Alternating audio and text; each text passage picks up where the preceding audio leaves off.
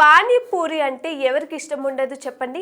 చిన్న పిల్లల దగ్గర నుంచి పెద్దవారి దాకా అందరూ పానీపూరి ఫ్యాన్సే.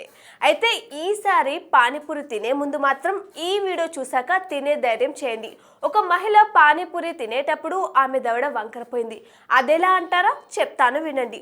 ఉత్తరప్రదేశ్లోని ఔరయ్య జిల్లాలో ఇంకిలాదేవి అనే మహిళ వాళ్ళ ఫ్యామిలీ మెంబర్తో కలిసి క్లినిక్కి వెళ్తుండగా రోడ్డు పక్కన ఉన్న పానీపూరి స్టాల్ దగ్గర ఆగి పానీపూరి తినాలనుకుంది. అయితే ఆమెతో వచ్చిన అతను మాత్రం బాగానే తినేశాడు. కానీ ఈమె తినేటప్పుడు నోరు తెరవడంతో ఒక్కసారిగా ఆమె దవడ వంకరపోయింది. దీన్ని గమనించిన ఆ ఫ్యామిలీ మెంబర్ వెంటనే ఈమెని హాస్పిటల్కి తీసుకెళ్లాడు.